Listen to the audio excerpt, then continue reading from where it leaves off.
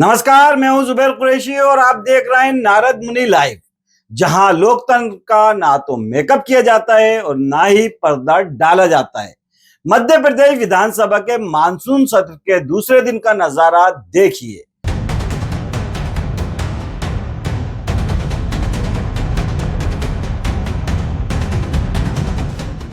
सदन में गूंजे सवाल नहीं, बजी बीन। नेता भैंस बन गए और सुरक्षा कर्मी ड्रेस कोड चेक करते रह गए। अब आप पूछेंगे, ये सदन है या नाटकशाला? कांग्रेस कहती है हम सरकार को जगा रहे हैं और सरकार कहती है हम अनुपूरक बजट ला रहे हैं। लेकिन असली सवाल यह है कि क्या वाकई जनता के मुद्दे सदन में जिंदा हैं या अब भैंसे भी शर्मिंदा हैं? मध्य प्रदेश विधानसभा के मानसून सत्र के दूसरे दिन सदन की कार्रवाई शुरू होने से पहले कांग्रेस विधायकों ने एक अलग ही सुर में सरकार को जगाने की कोशिश की। बीन बजी, भैंस बनी और विपक्ष ने इशारों में कहा, जब सत्ता भारी हो जाए तो सांकेतिक प्रदर्शन जरूरी हो जाता है। विधायक कैलाश कुशवाहा भैंस बनकर विधानसभा पहुंचे। सुरक्षा कर्मियों ने उन्हें ब्लैक गाउन उतारने को कहा। उन्होंने उतारा भी, मगर सवाल नहीं उतरे। भैंस, बीन और बवाल, कांग्रेस का विरोध प्रदर्शन। नागपंचमी के दिन ये दृश्य देखकर खुद मुख्यमंत्री भी चुटकी लेने से नहीं चूके। बोले, मनुष्य योनि को बदनाम कर रहे हैं ये लोग, और जो कांग्रेस गिरगिट और भैंस के प्रतीकों के जरिए सत्ता पर वार करना चाहती थी, वही सत्ता इसे उनके चरित्र का प्रतीक बता रही थी। सरकार एक भैंस की तरह हो गई है, जो हमने बीन बजाई जनता की आवाज के रूप में, लेकिन सरकार जागना नहीं चाहती। सरकार युवाओं को नौकरी नहीं देना चाहती, प्रदेश के अंदर निवेश कब आएगा ये नहीं बताना चाहती। किसानों के खाद के कारण परेशान है, उनको खाद नहीं मिल रही, उसको लेके हम लोगों ने बीन बजाई। लेकिन सरकार भैंस की तरह रिएक्ट करती है कि जो कुछ नहीं कहती है। दैनिक वेतनभोगी परेशान है, सुप्रीम कोर्ट के आदेश के बाद कर्मचारी परेशान है, अतिथि शिक्षक परेशान है, वर्ग 1 के लोग परेशान है।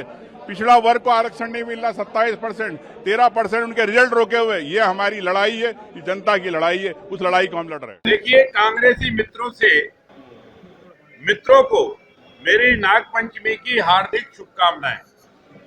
और कांग्रेस को बीन गाना इसलिए आने लगा है क्योंकि कांग्रेस के अभी इंटरनेशनल सपेरे कुछ दिन पहले राजधानी में आए थे और उनने ये कहा था कि आस्तीनों के सांप ढूंढना है, तो सांप ढूंढने के लिए बीन बजाना पड़ेगा। और कांग्रेस के अंदर इतने आस्तीनों के सांप हैं कि उनको ढूंढने के लिए वो बीन बजाने का प्रयत्न कर रहे हैं। मेरी ओर से पुनः उनको अपने आस्तीनों के सांपों की और नागपंचमी की दोनों की हार्दिक शुभकामनाएं। लेकिन सवाल यह है, क्या सत्र ऐसे विरोध का मंच है या मुद्दों का समाधान निकालने का? क्या यही है जनप्रतिनिधियों की मर्यादा? सवाल विपक्ष से भी है, सत्ता पक्ष से भी है। जनता जानना चाहती है, जिनके भरोसे वोट दिया वो अब भैंस बनकर बैठे हैं और जो सत्ता में है वो आलोचनाओं का अपमान बताकर उसे खारिज कर रहे हैं। क्या सत्र हंगामे के लिए है या समाधान के लिए?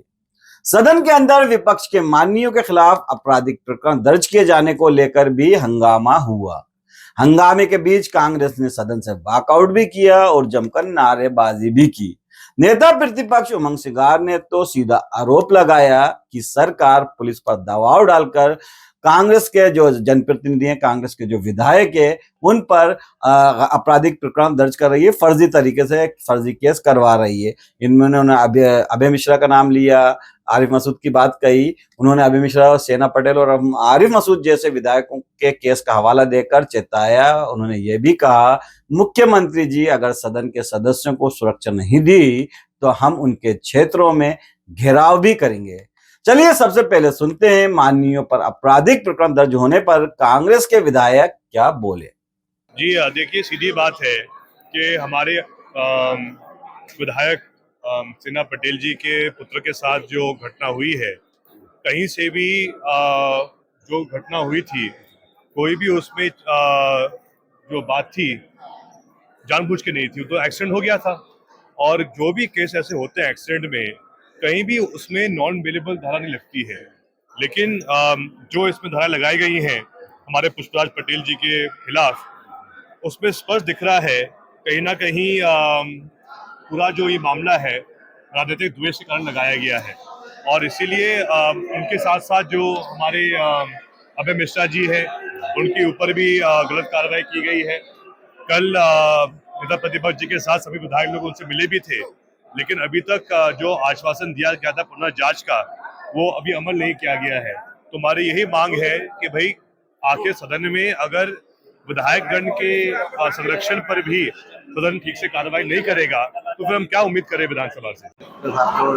मिश्रा जी पे जो देखिए, ये सरकार विपक्ष की आवाज को दबाने के लिए जो जनता के द्वारा चुने हुए जो प्रतिनिधि हैं, इस सदन के सदस्य हैं, उनके ऊपर झूठे प्रकरण लादने का काम जो है सरकार कर रही है। ये कहीं ना कहीं एक सुनियोजित षड्यंत्र के तहत ये पूरी कार्रवाई हो रही है।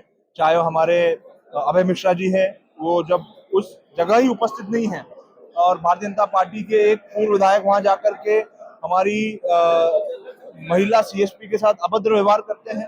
100-100, 200 लोग आपराधिक प्रकरण के प्रवृत्ति के लोगों को ले जाकर के थाने का वहां घेराव करते हैं। हमारी जो विधायक है अलीराजपुर से महेश पटेल जी, उनके पुत्र के साथ जो है उनके ऊपर हत्या के प्रयास का प्रकरण दर्ज किया जाता है।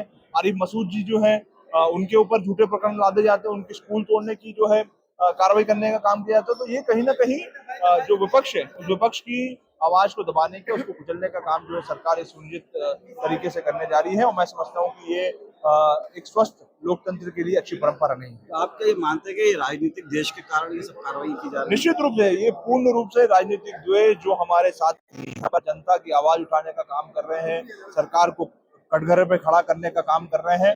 ये सरकार चाहती है कि इस तरह के झूठे प्रकरण उनके दर्ज किए जाए और उनकी जो आवाज है वो आवाज को दबाने का काम किया जाए। देखिए, अभय मिश्रा और सेना पटेल के ऊपर गलत हो रहा है और उन दोनों के साथ गलत हुआ और मैं उसकी निंदा करता हूँ। इस तरह प्रताड़ित करने का काम भारतीय जनता पार्टी के लोग कर रहे हैं। इससे कांग्रेसी ना दबे हैं ना दबेंगे। ये कब तक चलेगा इस तरह का प्रदर्शन, जब तक क्या आपकी मांग नहीं हो जाती? अब ये नेता प्रतिपक्ष जो निर्णय लें, ये जाना क्या कारण है और इसके अगर ये मांग आपकी पूरी नहीं होती तो फिर क्या करेंगे? नहीं, विधानसभा के अंदर विधायकों के संरक्षक के रूप में माननीय विधानसभा अध्यक्ष जी होते हैं। अगर जो व्यक्ति क्षेत्र में नहीं था, जो प्रदेश में नहीं था, जो देश में नहीं था, हमारे अभय मिश्रा जी सिंगापुर गए हुए थे, उनके किसी व्यक्ति ने उनके खिलाफ रिपोर्ट दर्ज करा दी, उनकी एफआईआर दर्ज हो गई। कल माननीय मुख्यमंत्री जी और माननीय विधानसभा अध्यक्ष जी, माननीय संसदीय कार्य मंत्री जी के समक्ष नेता प्रतिपक्ष जी ने, हम सब विधायकों ने निवेदन किया कि इनके ऊपर झूठा मुकदमा कायम किया गया है, कृपया कर इसको वापस लें। आज 24 घंटे हो गए और ऐसे ही हमारी जो झाबुआ क्षेत्र की हमारी विधायिका हैं सेना जी, उनके बेटे के साथ भी यही हुआ।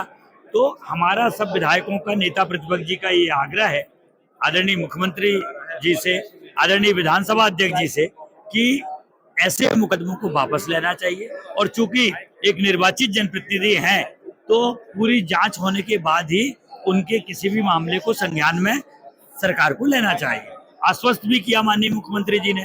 विधानसभा अध्यक्ष जी का हम सब लोगों को विधायक होने के नाते संरक्षण है, हम उसी की मांग को लेकर आज सदन से बहिर्गम किए कि विधायकों के साथ न्याय होना चाहिए, उनके साथ प्रतीकात्मक कार्रवाई डराने और धमकाने की नहीं होनी चाहिए सरकार की, क्योंकि सदन चल रहा है। निश्चित रूप से क्षेत्र की समस्याओं को, क्षेत्र के विकास को लेकर, क्षेत्र में अगर प्रशासकीय व्यवस्थाओं में कोई त्रुटियां हो रही हैं या सरकार के द्वारा कोई खामी क्षेत्र के साथ हो रही है, तो उनको उजागर करने का और पटल पर बात रखने का एक प्लेटफॉर्म विधायक के लिए मध्य प्रदेश की विधानसभा होता है। और उस विधानसभा के चलते अगर 2 विधायकों पर कार्रवाई हो रही है तो ये लोक प्रणाली पर और एक निर्वाचित जनप्रतिनिधि पर एक प्रश्न चिन्ह।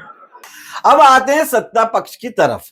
सेवड़ा के बीजेपी विधायक प्रदीप अग्रवाल खुद ड्राइवर बनकर विधानसभा पहुंचे। कहा जा सकता है जनसेवा की सवारी खुद चला रहे हैं साहब, लेकिन सवारी सिर्फ कार की नहीं है, राजनीति की भी है, भावनाओं की भी। बीजेपी विधायक गोलू शुक्ला ने महाकाल मंदिर विवाद पर कहा, राजनीतिक विरोधी अफवाह फैला रहे हैं, मैं अपने बेटे के साथ हूं। अब ये मैं बेटे के साथ हूं का क्या राजनीतिक अर्थ निकाला जाए, ये जनता समझे या मीडिया। इधर विपक्षी विधायक सोनलाल वाल्मीकि ने सदन में मंत्री विजय शाह की मौजूदगी पर एतराज जताया। जो सेना का अपमान करे वो इस पवित्र सदन में कैसे बैठ सकता है। लेकिन सरकार के पास जवाब नहीं था, सिर्फ हंगामा था। सदन में जब मंत्री विजय शाह पहुंचे तो कांग्रेस के विधायक सोनलाल वाल्मीकि ने सवाल उठाया, क्या सेना का अपमान करने वालों को भी लोकतंत्र में जगह दी जानी चाहिए। इस बयान ने सदन में गर्माहट ला दी। जहां सवाल देश की सेना के सम्मान का था, वहां जवाब टाल मटोल और हंगामे में गुम हो गया। इसी बीच वित्त मंत्री जगदीश देवड़ा ने 2025-26 का पहला अनुपूरक बजट सदन में रखा। विधानसभा अध्यक्ष नरेंद्र सिंह तोमर ने कहा, इस पर चर्चा 30 जुलाई को होगी। पर कांग्रेस इस घोषणा से संतुष्ट नहीं थी। उन्होंने वाणिज्य कर विभाग से जुड़े दस्तावेजों के पटल पर रखे जाने पर आपत्ति जताई और वॉकआउट कर दिया और सदन एक बार फिर अधूरा रह गया। तो साथियों, जहां एक और विधायक भैंस बनकर लोकतंत्र को जगाने की कोशिश कर रहे हैं, वहीं सत्ता पक्ष अनुपूरक बजट लाकर आंकड़ों की चाशनी में असल मुद्दों को डुबा रहा है। लेकिन असली सवाल यही है, क्या जनता की उम्मीदें अब भैंस की पीठ पर लदी हैं? क्या सवाल अब बीन पर नाचते रहेंगे? नारद मुनि लाइव में हम पूछते रहेंगे ताकि लोकतंत्र सिर्फ ड्रेस कोड तक सीमित न रह जाए, बल्कि जवाबदेही की असल पोशाक पहनकर सामने आए। मैं हूं जुबैर कुरैशी, इजाजत दीजिए, फिर मिलेंगे उसी सदन में जहां ड्रामा होता है लेकिन डायलॉग अधूरे रह जाते हैं। नमस्कार, जय हिंद।